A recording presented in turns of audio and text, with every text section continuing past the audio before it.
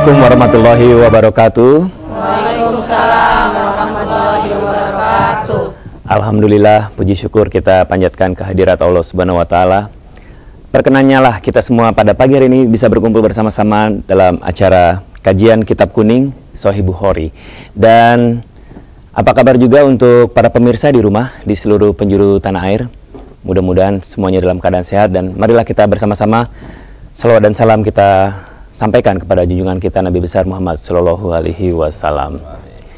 Ya, untuk pemirsa di rumah di seluruh penjuru tanah air, mudah-mudahan kita bisa senang bersama-sama lagi pada pagi hari ini untuk mengikuti kajian Kitab Kuning Sahih Bukhari. Dan pagi ini kita juga sudah bersama dengan guru kita, Ustadz Dr. Ahmad Lutfi Fatullah MA. Assalamualaikum Pak Ustadz. Waalaikumsalam. Bagaimana kabarnya pagi ini Pak Ustadz? Alhamdulillah baik Ustadz. Baik ya. Dan kayaknya nggak lengkap nih kalau Pak Ustadz kalau hanya kita berdua. Kita di sini ramai sekali. Ada bapak-bapak dan juga ibu-ibu dari pengajian Jamaah Majelis Taklim Mihrab Kolbi dari Jalan Tebet Barat 8 nomor 27 Jakarta Selatan. Assalamualaikum ibu-ibu. Waalaikumsalam warahmatullahi wabarakatuh. Tetap semangat pagi ini ya ibu-ibu ya. Iya. Bagaimana perjalanan dari rumah tadi? Lancar? Iya. Habis sholat subuh langsung ke sini Bu ya. Baik. Pemirsa di seluruh penjuru tanah air dan juga Bapak dan Ibu di studio, pada pagi hari ini kita akan membahas tema mengenai ciri-ciri atau tanda-tanda kemunafikan. Namun sebelum kita bahas tema utama kita pagi ini, kita akan dengarkan bersama atau kita simak pembacaan ayat suci Al-Quran yang akan dibacakan oleh Ustadz Ahmad Bazir, surat Al-Baqarah ayat 8 sampai dengan 16. Assalamualaikum warahmatullahi wabarakatuh.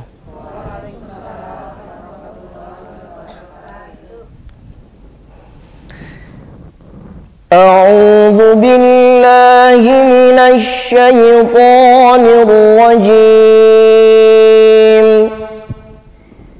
Bismillahirrahmanirrahim.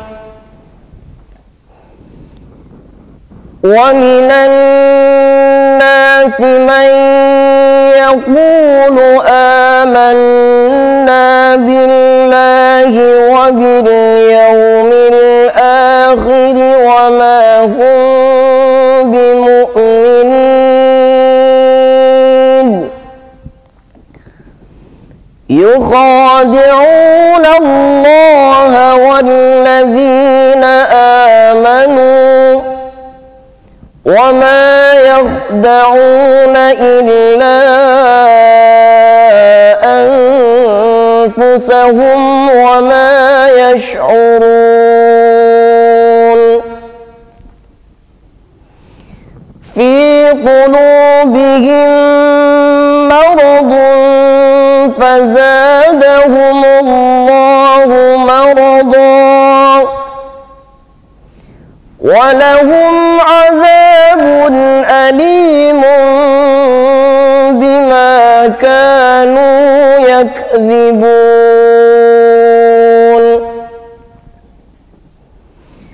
وإذا قيل لهم لا تفسدوا في الأرض قالوا إنما نحن مصلحون. ألا إنهم هم المفسدون ولكن لا يشعرون.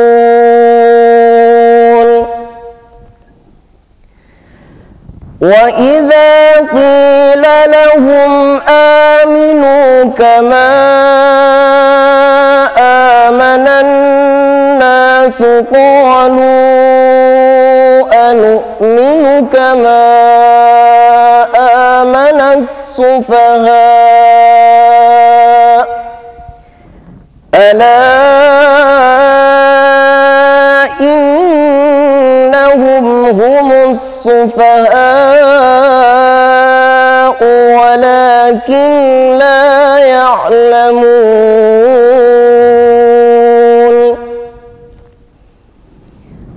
وَإِذَا لَقُوا الَّذِينَ آمَنُوا قَالُوا آمَنَّا وَإِذَا خَلَوْا إِلَى شَيَاطِينِهِمْ قَالُوا إِنَّا مَعَكُمْ إِنَّمَا نَحْنُ مُسْتَهْزِئُونَ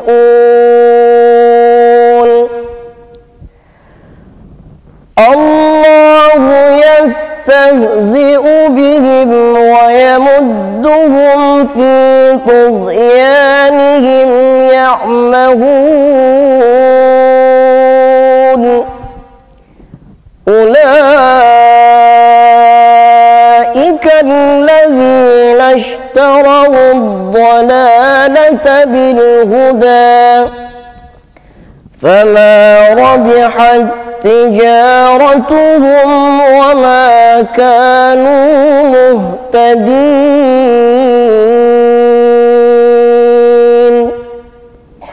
صدق الله العظيم.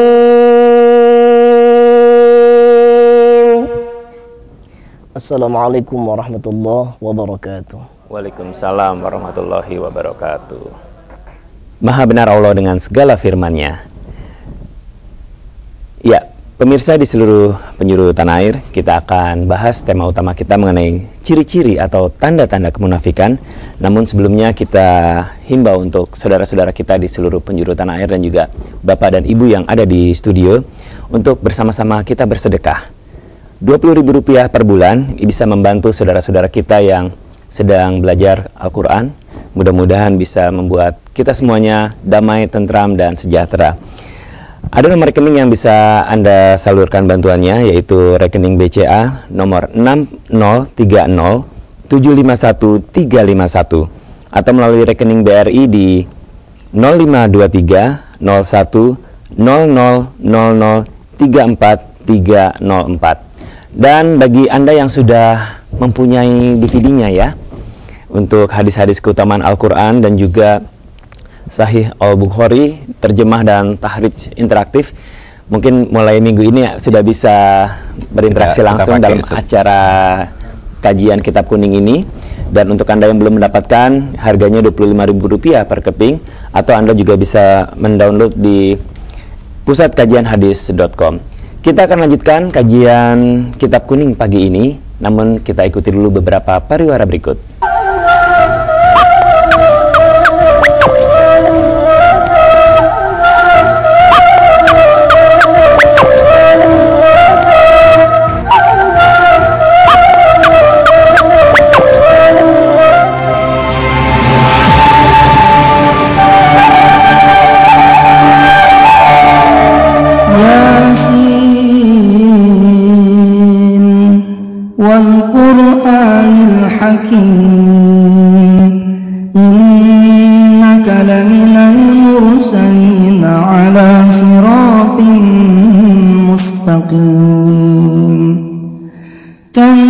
تنزيل العزيز الرحيم.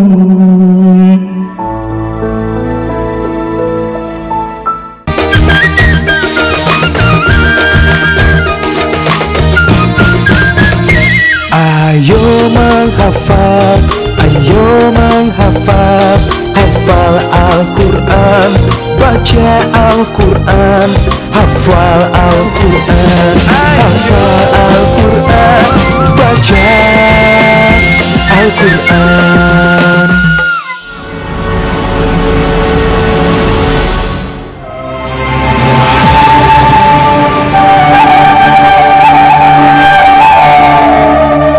Kembali di acara kajian Kitab Kuning Sahih Bukhari pagi ini yang membahas mengenai ciri-ciri atau tanda-tanda kemunafikan.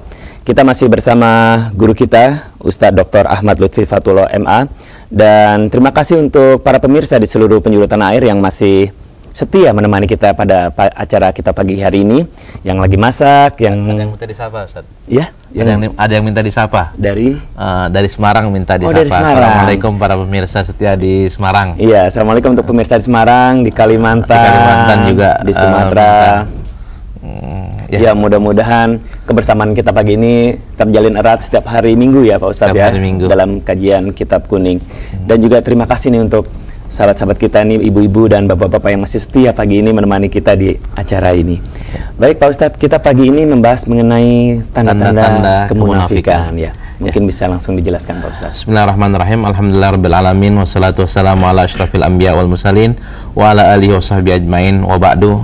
Hari ini para pemirsa di seluruh tanah air kita akan membahas tentang tema yang sungguh luar biasa dan banyak kita yang nanti kena marah. Yang kena sentil ya Pak Ustadz ya. Kena sentil, yaitu tentang tanda-tanda kemunafikan. Bagi yang sudah membuka kitab Sahih Bukhari, Ya. itu bisa membukanya di bab yang ke-24. Bab ke-24, Bagi yang sudah mendownload atau sudah membeli CD-nya, CD-nya, kita bisa lihat di layar kaca. Ini layar kaca, silahkan tampilkan di layar kaca. Ini untuk yang pakai kitab kuningnya langsung. Iya. Bagi yang pakai program digital yang kita buat, Iya. ini Sahih Bukhari, tinggal klik kajian utamanya. Iya. Ya, setelah kajian utama, buka indeks kitab, indeks tema kitab. Iya. Pencet next, ambil kitab iman, di next kan, ya next lagi karena yang itu sudah dibaca semua. Sudah dibahas, ya. Tinggal tanda-tanda kemunafikan, bab tanda-tanda kemunafikan. Klik di sini. Nah, kita sudah bisa melihat babu alamatil munafik. Ya. Nah, bagi yang masih membaca kitab kuning, silahkan.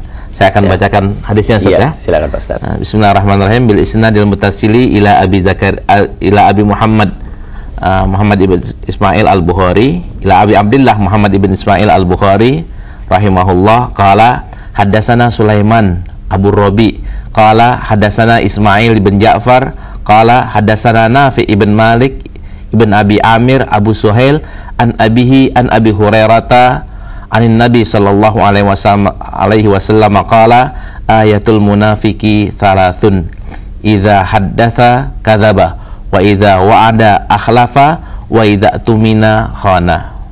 Abu Hurairah radhiyallahu anhu berkata, Rasulullah sallallahu alaihi wasallam bersabda, tanda-tanda orang munafik ada 3. Jika berkata dia dusta, dan jika berjanji dia akan ingkari, dan jika diberi amanah dia akan berkhianat. Hadis ini luar biasa, mengabarkan kita tentang ciri-ciri orang munafik. Apa ciri-ciri orang munafik? Ada 2 hadis di Sahih Bukhari ini. Yang pertama tandanya 3, yang hadis yang kedua tandanya 4. Untuk tidak mengulang, kita akan baca hadis yang selanjutnya, Ustaz. Iya.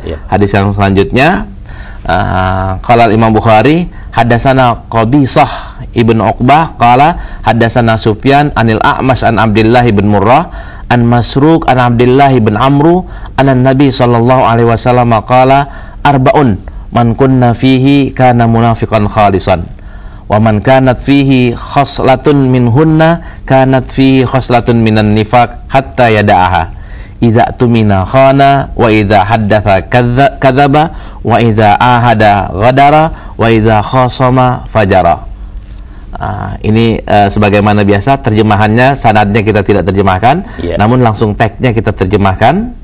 Abdullah bin Amru berkata, Rasulullah sallallahu alaihi wasallam bersabda, 4 hal barang siapa ada di dalamnya maka dia benar-benar seorang munafik.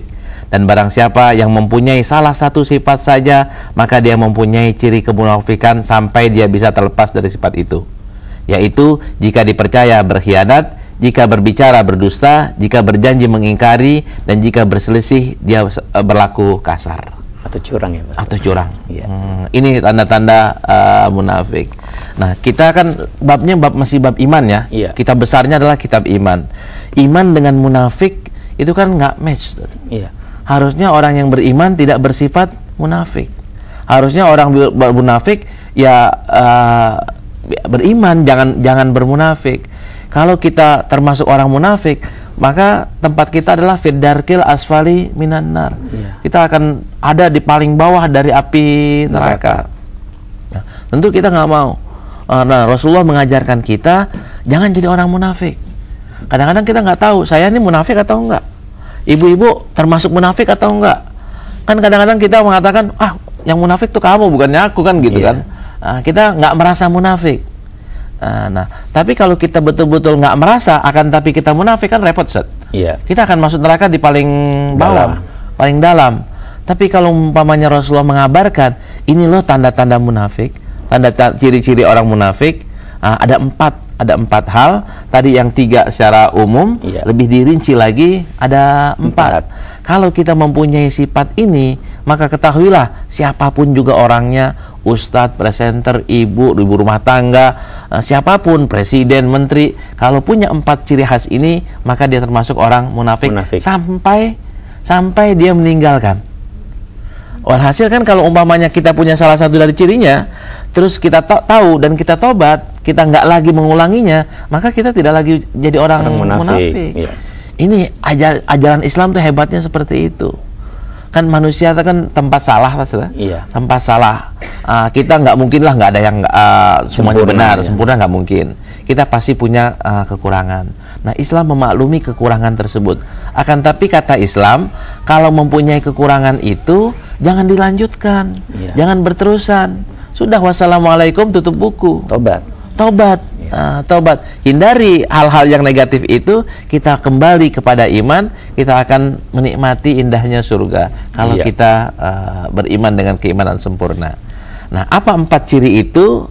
Yang pertama adalah di sini dikatakan jika dipercaya dia berkhianat.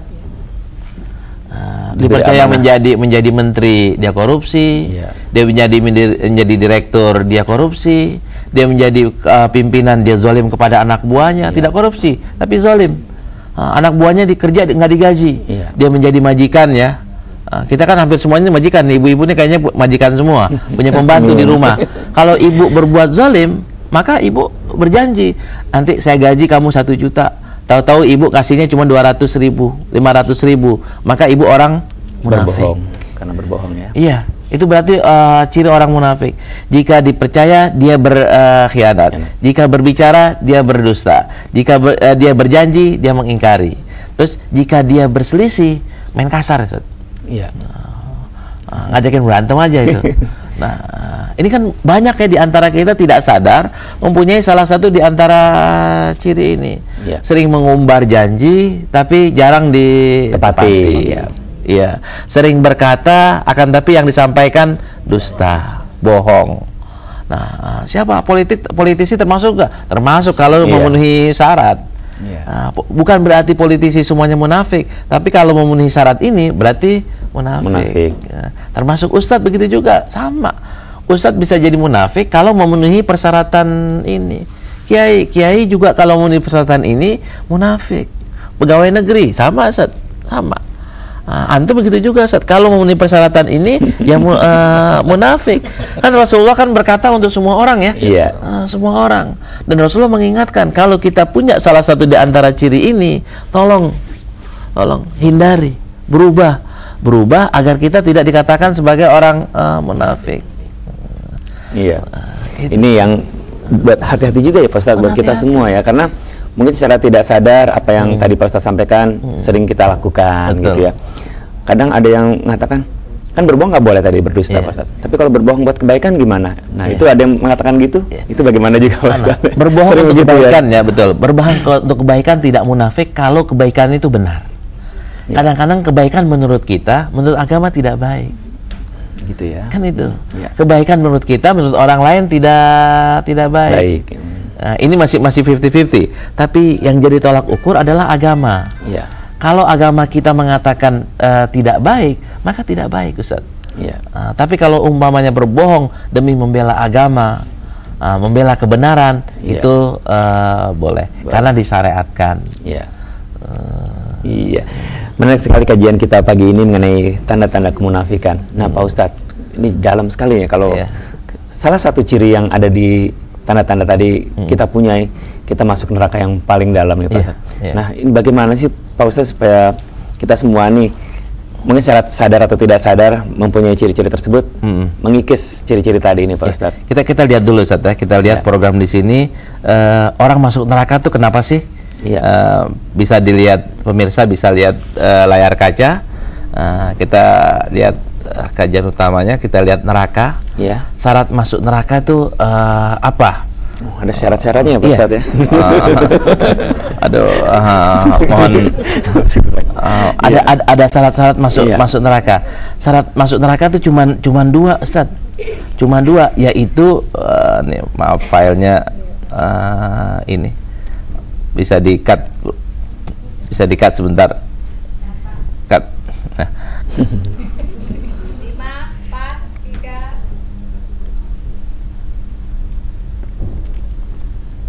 3. Ya, kita bisa lihat syarat-syarat nerakanya Ustadz. Kita buka file, saya punya program, judulnya Perjalanan Anak Manusia, Kehidupan Setelah Kematian. Nah, ini ada surga dan neraka. Kita mau buka surga dulu atau neraka dulu, Ustadz? Neraka dulu. Yang enaknya tahu neraka dulu ya. Biar takut nanti ke situ Pak Ustadz. Nah, neraka ini klasifikasi penghuninya, penghuni neraka, ya, penghuninya. Klasifikasinya. Jadi ada dua penghuni neraka klasifikasinya. Yang pertama penghuni tetap, yang kedua penghuni sementara. Ada yang ngontrak, ada yang mau tetap, ada yang mau sementara. Nah, penghuni tetap itu adalah orang kafir dan orang musyrik. Kita kan bicara soal iman ya. Kita insya Allah tidak termasuk kafir, tidak termasuk musyrik. Itu yang harus kita pertahankan. Nah, ini yang tetap. Kalau untuk penghuni sementara adalah orang mukmin yang berdosa. Kita berdosa nggak? Berdosa. Kalau berdosa berarti mungkin masuk neraka sementara. Ibu berani masuk neraka sementara? Kan nggak berani. Nah, nanti kalau orang munafik dosanya besar nggak? Besar. Jadi bukan sementara lagi, dia sementaranya lama banget gitu, panjang banget. Sementaranya kan ada yang sekian tahun, ada yang sekian tahun, ada yang 1 hari. Nah, kita jangan menjadi penghuni sementara juga, jangan. Kenapa seperti itu? Kita boleh bayangkan, Mbak ya. Bayangkan seperti ini. Kita lihat penghuni neraka. Kita boleh lihat di kaca para pemirsa sekalian. Ini kita lihat ilustrasinya lah. Ilustrasinya. Ini ada gambar penggorengan, Bu. Penggorengan yang isinya minyak api. Panas sekali. Ada yang mau kakinya ditaruh di sini? Enggak. Mendidih. Kan nggak mau. Terus kalau kita lihat lagi, ada yang ingin tinggal di rumah kebakaran seperti ini. Ada yang ingin tinggal di tempat seperti gini, kawah api. Ada yang mau tinggal di tempat yang seperti ini, kan nggak mau. Kalau neraka lebih sadis daripada ini tadi ya. Iya, dari gambar-gambar ilustrasi ini. Nah, kita akan masuk neraka kalau kita orang munafik. Nah, Rasulullah mengajarkan, ini loh ada tanda 4 cirinya. Kamu jangan sampai punya salah satu aja, jangan gitu. Nah, kalau misalnya sekarang ada, tinggal keluarkan. Keluarkan dari itu. 1 aja udah paling dalam, apalagi 4 ya. Apalagi 4. Itu jawabannya, Ustaz. Iya. Nah, ini tadi kan ada syarat-syarat masuk neraka nih Pak Ustadz. Mungkin pemirsa di rumah dan juga ibu-ibu yang di sini penasaran juga nih Pak Ustadz. Syarat-syarat untuk masuk surga apa nih Pak Ustadz? Baik, syarat masuk surganya kita lihat. Ini kita klik surga. Next, kita lihat syarat masuk surga. Syarat masuk surga ada 3, Ustaz. Next, ada iman, ada amal soleh, ada ridho Allah Subhanahu Wa Taala. Nah, iman ini alhamdulillah kita sudah punya. Dan ciri-ciri iman itu dalam beberapa bulan ini setiap minggunya kita kaji, Ustaz, dari Sahih Bukhari.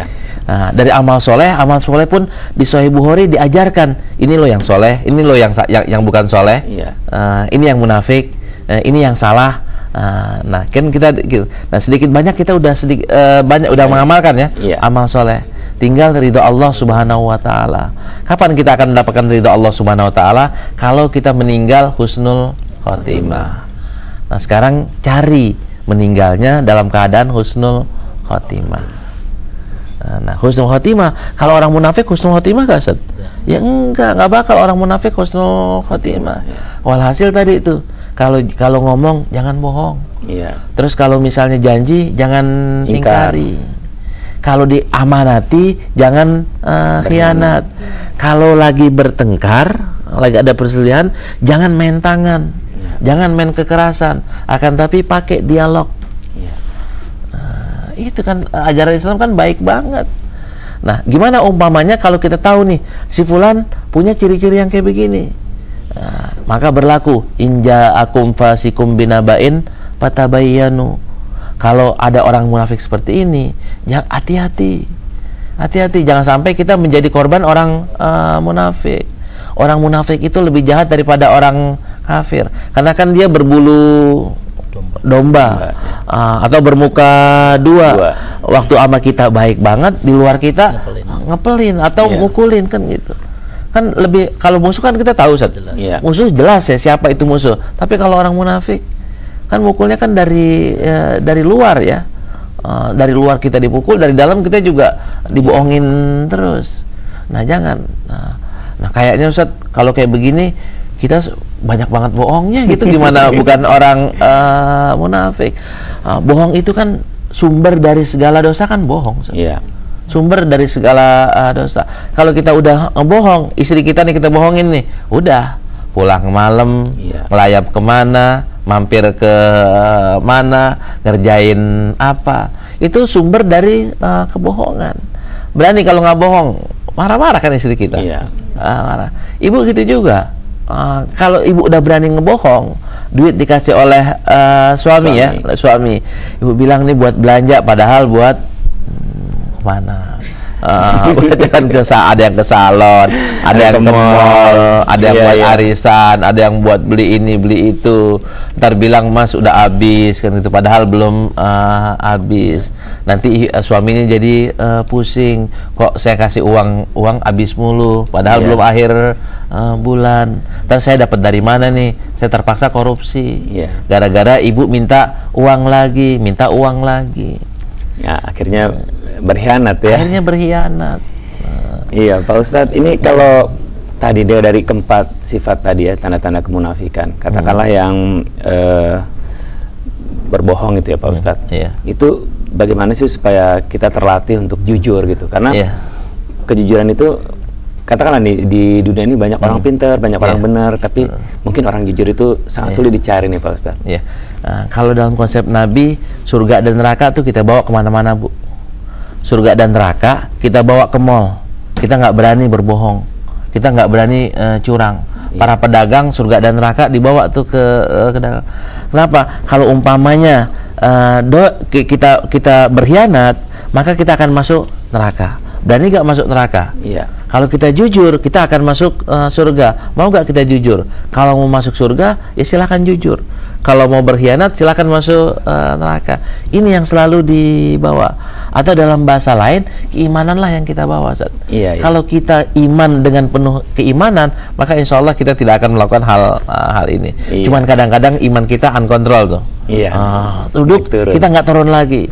Nah Rasulullah ngajarin sebagai tip buat kita. Rasulullah bersabda, jadidu imanakum, perbaharui iman kalian. Ini riwayat Imam Ahmad bin Hanbal. Sahabat bertanya, ya Rasulullah gimana cara memperbaharui keimanan?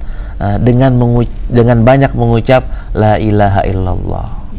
Ketika kita mengucap la ilaha illallah, iman kita naik lagi, balik lagi. Iya. Gitu. Pak Ustadz, ini menarik sekali ya perbincangan kita mengenai tanda-tanda kemunafikan, dan kita akan terus bahas mengenai ini sampai tuntas nanti. Apa yang disampaikan tadi itu ada di DVD ini ya Pak Ustadz? Ada ya. Jadi pemirsa di seluruh penjuru tanah air, untuk Anda bisa mudah mengikuti acara kajian Kitab Kuning Sahih Bukhari ini, nggak ada salahnya Anda miliki hadis-hadis keutamaan Al-Quran dan juga Sahih Al-Bukhari. Ini karya dari Ustadz kita Dr. Ahmad Lutfi Fatullah MA. Dan saya juga ingatkan untuk pemirsa di rumah dan juga Bapak dan Ibu yang ada di studio, marilah kita bersedekah Rp20.000 setiap bulannya. Ini bisa membantu saudara-saudara kita yang sedang belajar Al-Quran dari PPPA. Nomor rekeningnya bisa dicatat ya. Nomor rekening BCA ada di nomor 6030 751 351, atau Anda juga bisa melalui rekening BRI di nomor 0523 01 00 00 34 304. Baik, kita akan lanjutkan kajian Kitab Kuning Sahih Bukhari untuk pagi ini setelah beberapa selingan berikut ini.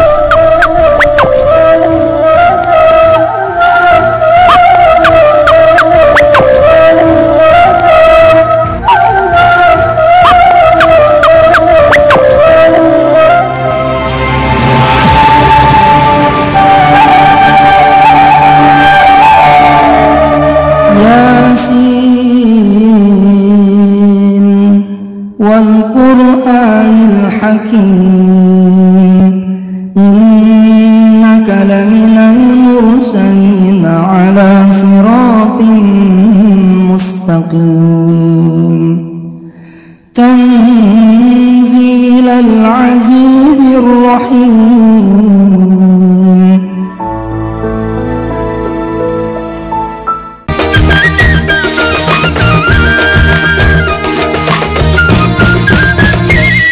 Ayo menghafal, ayo menghafal, hafal Al-Quran, baca Al-Quran, hafal Al-Quran, hafal Al-Quran, baca Al-Quran.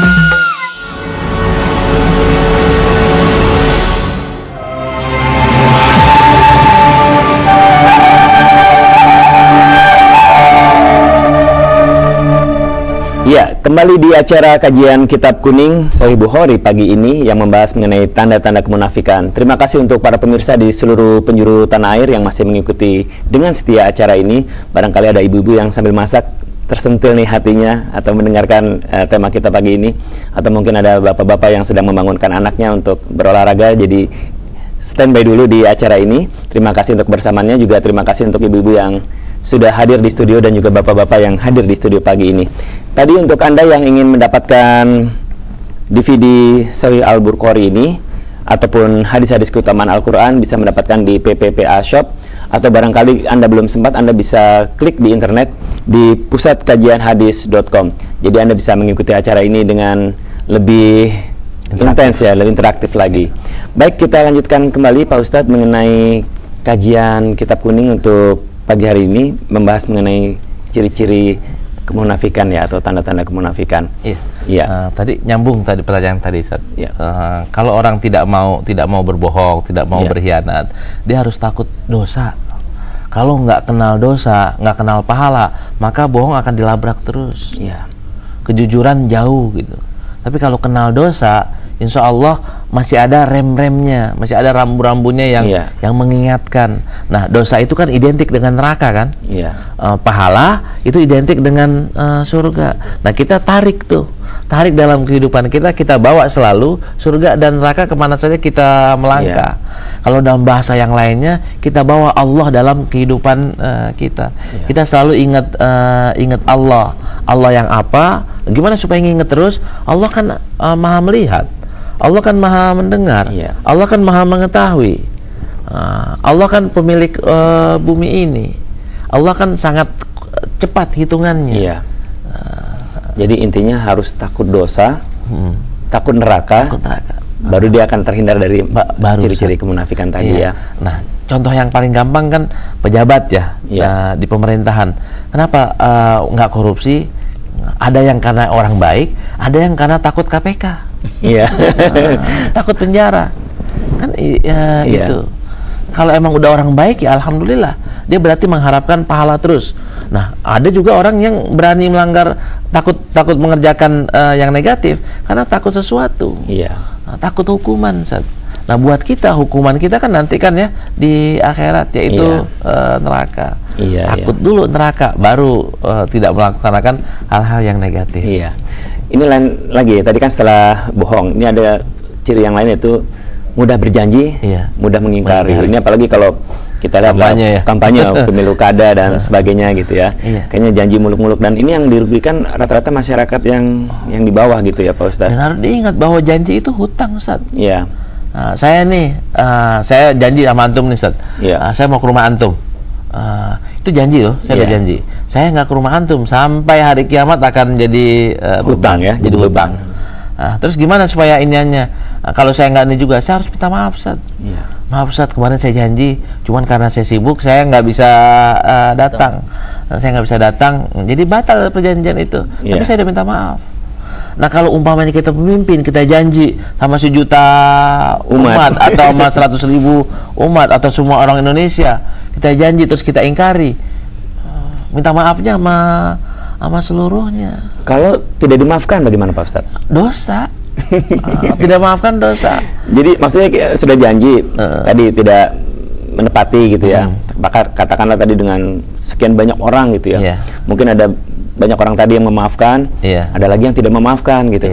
Itu bagaimana meskipun sudah minta maaf nih gitu Pak Ustadz? Karena itu orangnya ya, antum tadi saya janji mau ke rumah antum. Terus saya nggak bisa, saya minta maaf. Islam mengajarkan jadilah pemaaf. Saya disuruh mintalah maaf. Kan dua-duanya itu. Tapi kalau antum nggak memaafkan, saya tetap dosa, Ustaz. Tetap dosa ya? Saya tetap dosa kepada antum. Tapi saya sudah dapat pahala meminta maaf. Walhasil kepada para pemimpin, baik itu mulai dari lurah sampai ke presiden, kalau sering janji atau kalau melontarkan janji harus dilaksanakan. Kalau tidak mampu melaksanakan, minta maaf. Minta maaf. Dan bagi rakyat, kalau pemimpinnya sudah minta maaf, ya dimaafin. Tapi kalau udah kadung kesel kali ya, sudah janji nah, ini repotnya. Itu kan enaknya jadi pemimpin, nggak enaknya jadi pemimpin. Nggak enaknya jadi pemimpin, tanggung jawabnya juga besar ya. Enaknya jadi pemimpin ketika kita menyuruh kebaikan, seluruh orang yang melaksanakan kebaikan kita dapat. Begitu kita membuka keran kejahatan atau keburukan, semua orang yang melakukan keburukan kita pun dapat ya. Itu enak dan gak enaknya jadi pemimpin. Walhasil ketika pemimpin itu adil, levelnya sama, di bawah sedikit dari Nabi, Ustaz. Di bawah sedikit. Kalah tuh syuhada. Kalau pemimpin yang adil. Tapi ketika pemimpin itu tidak adil, mungkin paling bawah di nerakanya itu. Itu makanya mungkin banyak sekali orang yang diberi amanah untuk jadi pemimpin takut ya Pak Ustadz.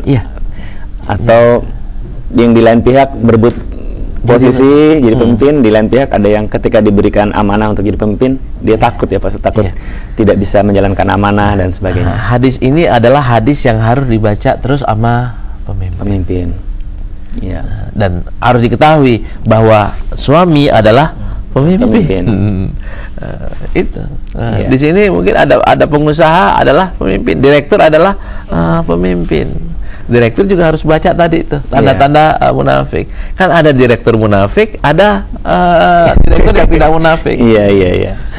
Baik, ini kayaknya sudah ada ibu-ibu ini yang di studio yang kayaknya nggak sabaran ingin bertanya barangkali dalam kehidupan sehari-hari, di dalam keluarga, di dalam masyarakat. Silakan Ibu, ada yang ingin bertanya? Takut ketahuan munafik kali enggak? Ini di depan ada yang ingin bertanya, silakan mikrofonnya. Ya, sebutkan namanya Ibu, silakan. Assalamualaikum warahmatullahi wabarakatuh. Waalaikumsalam warahmatullahi wabarakatuh. Nama saya Bu Erna. Saya mau tanya untuk yang ciri-ciri munafik yang kalau janji suka ingkar gitu. Ini kehidupan sehari-hari aja. Kadang kita kan punya usaha, ada hutang piutang gitu ya. Kadang mungkin pas waktunya jatuh tempo kita bilang memang kebetulan pas nggak ada uang, tapi kita janji minggu depan yang rencana mungkin ada uang gitu. Nah pas hari hanya lagi ternyata tetap nggak ada uang. Itu apakah bagian dari munafik gitu? Karena memang kondisinya memang belum ada gitu. Nah ini kebanyakan kan gini Ustaz. Ketika orang usaha seperti ini, dia memanage pembayaran utangnya hanya melalui ilmu ekonomi. Ini kesalahannya. Harusnya jangan pakai ilmu keekonomi aja, pakai ilmu ketuhanan juga. Ilmu keimanan juga. Allah dilibatkan, Bu. Allah dilibatkan apa? Ya Allah, bantulah saya dalam membayar hutang saya. Allah kan lebih kaya, Bu, daripada utang Ibu. Libatkan Allah dalam masalah kita. Nah, kebanyakan kan kita ini kan masalah ekonomi, jangan melibatkan Allah. Allah kan masalah ibadah doang, enggak. Kita dalam semua unsur kehidupan, ya. aspek kehidupan kita libatkan Allah. Ya, Nah, kalau umpamanya ibu libatkan Allah, tadi kita minta, ya Allah, saya tinggal sehari ini bayar, tolong dong berikan saya rezeki untuk bayar utang. Nah, kita minta tuh, kalau ajaran Ustaz Yusuf, bayar dulu panjernya, sedekah. Ntar Allah kasih rezeki yang bayar. Bayarinnya dari mana? Allah yang ngatur, Bu. Kalau kita udah melibatkan Allah, bukan berarti harus kita punya utang. Tahu-tahu orang itu nelfon, Bu, besok saya umroh nih, bayarnya ntar seminggu lagi dah, saya pulang umroh. Kan aman tuh, Bu. Seminggu lagi kan aman. Seminggu lagi ibu udah dapat bayaran dari orang lain kan, karena ibu putar uangnya untuk usaha. Nah, itu artinya ditolong Allah atau tidak? Ditolong, Bu. Dapat penundaan waktu 9 hari, biasanya umroh itu 9 hari. Iya. Tapi kalau kondisinya seperti itu, Pak Ustadz, apakah dikatakan tidak menepati janji atau bagaimana, Pak Ustadz? Karena memang kondisinya belum ada misalnya gitu, Pak Ustadz. Atau harus kita berjanji lagi? Kita ungkapkan dengan kejujuran. Dengan kejujuran. Kebanyakan kan orang jujur, habis itu betul dia nggak punya uang, terus diungkap lagi, dia tidak melibatkan Allah. Kalau umpamanya dia jujur, mengatakan saya belum punya uang nih, insya Allah lah seminggu lagi akan saya bayar. Libatkan Allah dalam seminggunya itu. Ketika kita melibatkan Allah, Allah akan membayarnya. Allah akan membantu ya, Pak Ustadz. Wa may yatawakkal 'alallah fahuwa hasbuh. Kalau kita bertawakal kepada Allah, ntar Allah yang beresin. Nah, beresinnya itu kayak gimana? Ya, itu banyak sekali jalan yang Allah bisa atur. Terima kasih, Ustaz. Makasih. Assalamualaikum. Baik, ada ibu lagi yang lain yang ingin bertanya? Silakan. Silakan Ibu, sebutkan nama. Ya. Assalamualaikum warahmatullahi wabarakatuh. Waalaikumsalam warahmatullahi Saya Ibu Nuri wabarakatuh. dari Majelis Taklim Mihrab Kolbi. Yang mau saya tanya gini, Pak Ustadz, dari tadi bahasan kita kan mengenai amal baik, amal buruk, terus pahalanya ya, termasuk itu juga. Nah, saya pernah dengar gini, Ustadz, kalau kita melakukan kejahatan itu hanya ditulis 1 sama Allah, tapi kalau kita melakukan kebaikan itu 10 dikasih. Jadi lebih bagus kata itu, gimana cara nyikapinya, Ustaz? Kalau gitu buat kejahatan aja, nanti buat kebaikan kan impas gitu, bayar itu gimana? Ibu merasa bahwa 1 ini gitu kan, kebaikan 10 kan gitu, baru 10 kali buat kejahatan, atau baru 100 kali ya 100 kan gitu kan. Pernah dengar gitu juga, bahkan dari hakim, katanya hakim itu kalau berbuat sebelum apa-apa aja udah kakinya sebelah di neraka katanya. Tapi kan kalau kita buat kebaikan katanya kayak gitu, dibayar lebih banyak sama Allah. Betul. Bahkan kalau kita melakukan kalau kita bertaubat, Allah akan kita membawa bergunung-gunung dosa. Allah juga membawa bergunung-gunung ke kemaafan katanya gitu. Betul. Jadi itu gimana ya? Nanti orang berpikirnya akan berbuat dosa aja dulu gitu ya. Iya. Ini perhitungan matematika yang salah, Bu. Matematika Allah beda ya. Iya. Itulah yang perlu diluruskan, Ustaz. Ibu merasa bahwa dengan kebaikan ibu itu berarti surga kebeli. Itu salahnya kan di situ. Dengan amal-amal kita itu surga kebeli. Padahal Rasulullah menegaskan, nggak ada satu orang pun di antara kalian yang amal baiknya itu mampu untuk membeli surga. Bahkan sahabat tanya, wala anta ya Rasulullah, tidak engkau juga? Rasulullah diam sejenak, akhirnya jawab, iya, saya juga nggak mampu beli surga dengan amalan saya. Rasulullah aja nggak mampu, apalagi kita nggak mampu untuk membeli surga. Kalau beli neraka gampang banget, Bu. Beli neraka dosa kan? Tadi dosa. Siapa di antara kita dengan dosa ibu berhak untuk masuk neraka? Nah kan kita ini kan semuanya ya, tanpa kecuali, bukan ibu doang, bukan ustadz doang, bapak semuanya adalah punya kapling di neraka. Ini kapling di neraka. Kalau nggak kita bayar tuh, maka kita akan masuk. Bagaimana dengan orang yang menggampangkan pergi haji, nanti pulang haji kan terhapus dosanya gitu, Ustaz? Iya. Yang yang punya pemahaman seperti itu. Iya. Gitu. Ada kan orang yang istihza ya. Iya. Ada orang melakukan dosa dengan mengakui kelemahannya dia. Ada yang main-main. Yang bahaya adalah yang main-main. Kalau dia melakukan dosa itu dengan merasa bahwa saya belum kuat, sebenarnya saya nggak kepengen, maka itu dimaafkan. Tapi kalau orang memain-mainkan, ini yang Allah marah. Allah tidak mengampuni. Sekarang kan kayak gini Bu, hitungannya. Kita ini semua udah berapa kali berbuat dosa? Udah nggak kehitung Bu. Mungkin 1000 kali kurang kali ya. Harusnya angkanya kurang, maksudnya bukan dosanya kurang, angkanya yang kurang. Mungkin udah 100.000 kali. Terus kita udah tobat, kan saya udah tobat. Udah dapat resip belum? Dapat bukti tobat antum diterima? Belum. Kalau misalnya udah dapat resip, Ustaz Mayara, ini dosa antum mulai dari balik sampai sekarang udah dimaafin, kan enak Ustaz, aman. Tapi kan nggak tahu kan beliau nggak tahu dosanya diampuni atau tidak. Yang ada kan berharap ya, berharap untuk diampuni oleh Allah, berharap diampuni oleh Allah. Ya Allah ampuni, ya Allah ampuni, kan begitu. Begitu kita tidak minta ampun, tahu-tahu ajal kita datang. Iya, belum ajal datang, taubat udah nggak sempat taubat udah datang. Nah, ini hitung-hitungan matematika yang banyak orang yang keliru. Iya. Baik. Saya pernah mengalaminya itu dari itu ya Ustaz, dari imam. Dia seorang imam mesti. Dan dia tokoh masyarakat gitu ya setempat itu. Saya dosa kan nggak kenal tokoh, nggak kenal imam. Yang nggak pernah dosa kan cuman Rasulullah. Apa dia yang memiliki doang. itu ya, seperti apa ya, konsep pemikiran seperti itulah yang mungkin yang dia pahami kali ya. Jadi dia nggak takut berbuat dosa itu. Berbohong, menipu, menzolimi. Allah kan alasannya kan Allah Maha Pengampun kan gitu kan. Dia sempat gak minta ampun, terus Allah mengampuni atau enggak? Kan sempatnya dulu lah, sempat aja nggak bisa jawab, sempatnya aja dia nggak bisa jawab. Sekarang kan kayak gini, kita berbuat dosa nih, kita nggak mau tobat. Sekarang siapa di antara kita yang menjamin bahwa besok pagi masih lihat matahari? Kan nggak ada. Masih wallahu a'lam. Besok aja kita nggak yakin, maksudnya nggak berani memastikan ya. Ya mudah-mudahan besok kita masih lihat matahari. Kalau enggak kita udah innalillahi. Ya mudah-mudahan penjelasan dari Pak Ustadz cukup bisa memberikan penjelasan kepada Ibu ya. Artinya jangan sampai ada hitungan kita buat jahat dulu, buat dosa dulu, nanti kita bisa berbuat baik akan terhapus gitu, karena tadi kita nggak akan pernah tahu kapan kita bisa punya waktu untuk bertobat gitu ya, ataupun kita juga tidak pernah tahu apakah tobat kita sudah diterima atau belum gitu ya. Baik, yang lain ingin bertanya silakan.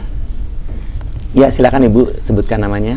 Assalamualaikum warahmatullahi wabarakatuh. Waalaikumsalam warahmatullahi wabarakatuh. Nama saya Febri. Pak Ustadz, begini ya, saya pernah melihat orang tuh rajin beribadah, seorang yang entah itu pemimpin atau suami lah katakan itu, dia rajin beribadah, sholat malam, puasa sunnah, pokoknya yang wajib aja dia jalankan, yang sunnah pun demikian gitu loh, betul. Tapi dalam perilaku sehari-hari jarang pula dia zolim, kadang mengkhianati istrinya, entah berbohong ya seperti yang Pak Ustadz bilang tadi, pulang malam bilangnya rapat, nggak taunya dia pergi dengan teman-temannya, terus juga terhadap anak juga zolim, begitu juga terhadap bawahan. Apakah ini bisa dikatakan munafik Pak Ustadz? Terus bagaimana kita harus sikap kita ya menegur orang yang demikian apabila orang ini dekat dengan kita, sementara kita tahu dia selalu berargumen bahwa dia sudah ibadah dengan baik dan kita juga mengetahui itu Pak Ustadz. Terima kasih. Pertama kan yang hitung-hitungan Bu, kadang-kadang kita nih salah ngitung sih. Salah ngitung. Kita sangka kita udah baik baksa masuk surga, nggak taunya hitungannya salah. Hitungannya salah. Sekarang nih ada gak yang tahu harga surga itu berapa? Kan nggak ada yang tahu. Dan udah kita nggak tahu, ternyata di antara kita nih nggak ada yang mampu beli surga. Itu surga yang paling rendah loh. Kita nggak ada yang mampu beli. Semuanya adalah plus rahmat Allah. amal baik kita, iman kita plus amal baik kita plus rahmat Allah Subhanahu wa taala. Jadi yang paling besar adalah rahmat. Yang unsur dominan 51% lebih atau 50% lebih adalah rahmat Allah, bukan amal kita. Nah, orang yang tadi mempermainkan Allah itu kira-kira dirahmati atau enggak? Wallahu alam, kan kemungkinan tidak dirahmatinya besar. Ketika tidak dirahmati oleh Allah Subhanahu wa taala, masuknya kemana, Bu? Kan neraka. Tapi termasuk orang munafik ya? Termasuk orang munafik. Nah, dan nanti iniannya kalau misalnya kita kayak dia surga sholat ayo, diskotik. Nah, ayo. Iya, padahal sholatnya khusyuk, Pak Ustaz. Nah, ini gimana? Kalaupun dia masuk surga, kita masuk surga, surga itu berperingkat, Bu. Berperingkat. Kata Rasulullah SAW, itu peringkat surga ada 100. Ada 100. Nanti antara kalau kita yang paling rendah kita bilang tingkat 1 ya, yang paling tinggi 100, yang 100 itu Firdaus. Orang yang di tingkat 1 pengen masuk ke tingkat yang 5, yang 5 pengen ke 10 pengen ke Firdaus. Sekalipun yang bawah tuh udah enak banget gitu. Apalagi yang masuk neraka. Nah, nanti surga ya itu kayak gini lah. Ibu udah punya rumah belum? Udah. Di mana di Jakarta? Di mana gitu, di rumah susun umpamanya. Pengen nggak, Bu, di rumah yang bukan rumah susun, ada garasinya? Pengen. Habis itu mau gak yang ada kolam renangnya? Pengen. Mau gak yang ada lapangannya? Lebih mau lagi. Pengen gak ditambahin ada vilanya di puncak 1, tambah lagi Anyer 1, tambah lagi di Australia 1, di Singapura 1? Kan pengen. Iya. Pengen. Nanti begitu juga. Nanti keinginan orang yang masuk surga paling indah adalah kalau bisa melihat Allah Subhanahu wa taala secara langsung. Nah, itu bedanya adalah antara orang yang di atas sekali itu lebih sering melihat Allah ketimbang yang di bawah. Nah, kenikmatan yang paling indah adalah ketika kita bisa bertemu dengan Allah secara langsung. Iya. Baik Pak Ustadz dan juga para pemirsa di rumah dan Bapak dan Ibu yang ada di studio, menarik sekali perbincangan kita pagi ini. Nggak terasa nih Pak Ustadz, waktunya sudah sangat terbatas pagi ini dan masih ada yang belum kita bahas mengenai kalau bertikai, bertindak kasar juga belum. Mungkin di lain waktu kita bisa bahas lagi Pak Ustadz. Baik, sebelum kita tutup mungkin ada kesimpulan yang ingin disampaikan Pak Ustadz. Ciri orang munafik itu tadi ada 4. Ada 4 ya. Ada 4. Nah, 4-nya kita udah tahu semuanya. Kalau umpamanya kita ada dalam satu ciri itu, mari sama-sama kita ubah. Iya. Kita rubah sikap. Dan kalau kita merubah sikap, hari ini kita merubah sikap, hari ini juga dicap kita tidak lagi menjadi orang munafik. Gampang kan? Nggak usah pakai nunggu waktu. Begitu hari ini kita lepas itu semua sifat yang ada, sifat munafik yang ada di kita otomatis keluar dari cap sebagai orang munafik, menjadi orang mukmin yang menjadi orang yang muttaqin. Karena menakutkan ya Pak Ustadz, munafik itu nerakanya paling dalam. Dampaknya menakutkan. Iya. Baik Pak Ustadz, Dr. Ahmad Lutfi Fatullah MA, terima kasih untuk kebersamaannya pagi ini Pak Ustadz. Sama-sama. Mudah-mudahan apa yang disampaikan pagi ini memberikan banyak manfaat bagi kita semua. Amin. Semoga kita semuanya masuk surga ya, ibu-ibu dan bapak-bapak, dan terhindar dari api neraka. Amin. Terima kasih juga untuk para pemirsa di seluruh penjuru tanah air yang sudah mengikuti acara hari ini, kajian Kitab Kuning Sahih Bukhari dari jam 5 pagi tadi. Terima kasih untuk bersamaannya. Mohon maaf untuk segala kekurangan dan kekilafan. Kita jumpa lagi dalam acara kajian Kitab Kuning minggu depan. Mudah-mudahan selalu memberikan manfaat yang lebih kepada kita semua. Terima kasih untuk bersamanya. Kita tutup kebersamaan kita pagi ini dengan doa penutup majelis. Subhanakallahumma wa bihamdika asyhadu alla ilaha illa anta astaghfiruka wa atubu ilaik. Wabillahi taufiq wal hidayah. Wassalamualaikum warahmatullahi wabarakatuh. Waalaikumsalam warahmatullahi wabarakatuh. Astaghfirullah Rabbal baraya, astaghfirullah minal khataya, astaghfirullah Rabbal baraya, astaghfirullah minal khataya, astaghfirullah Rabbal baraya, astaghfirullah min